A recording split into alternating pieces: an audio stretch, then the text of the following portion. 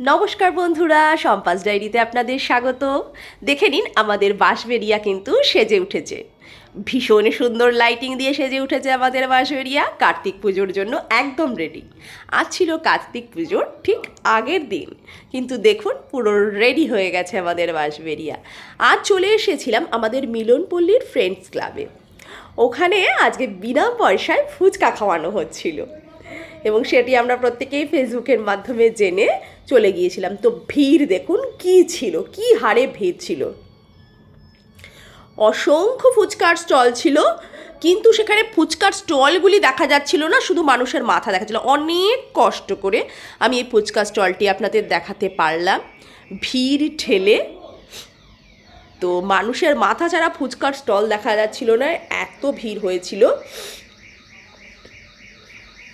দেখুন কি হারে ভিড়।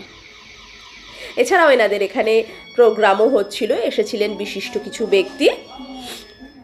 প্রচুর ভিড় ছিল, আমরা সামনে খুব একটা যেতে পারিনি, কিন্তু দেখতে গিয়েছিলাম। দেখুন ফুচকা তো আমরা প্রত্যেকেই খাই, পয়সা দিয়ে খাই, হ্যাঁ, কিন্তু ফ্রির একটা আলাদাই মজা এবং দেখা যে মানুষ কিভাবে খাচ্ছে, ভীষণ মজাও লাগছিল। ওনাদের অনুষ্ঠান হচ্ছিল, ছোটোখাটো নৃত্যানুষ্ঠান।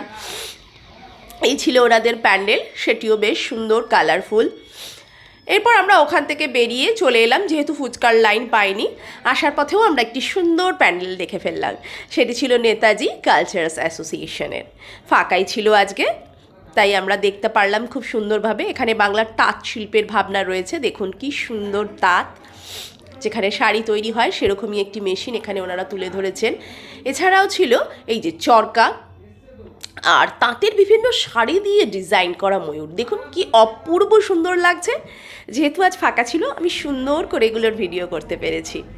দেখে অপূর্ব সুন্দর লাগছিল শাড়ির ডিজাইনগুলো, এখানে খুবই সুন্দর লাগছে। চলুন এরপর আমরা দেখে নিই এখানে কি ঠাকুর আছে। এখানে ঠাকুর আছে লক্ষ্মীনারায়ণ, সুন্দর ঠাকুর। এখানে ভোগও খাওয়ানো হয়, প্রত্যেক বছরই আমরা ভোগ খাই। এখনও তো পুজো স্টার্ট হয়নি, আজ পুজোর আগের দিন।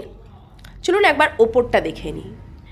সুন্দর একটা ঝাড়ের চারপাশে দেখুন তাঁতের শাড়ি দিয়ে নকশা করা, কি ভালো লাগছে।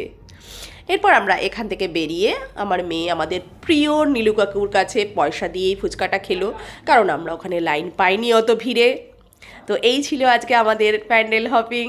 এরপর শুরু হবে আমাদের আসল ঠাকুর দেখা।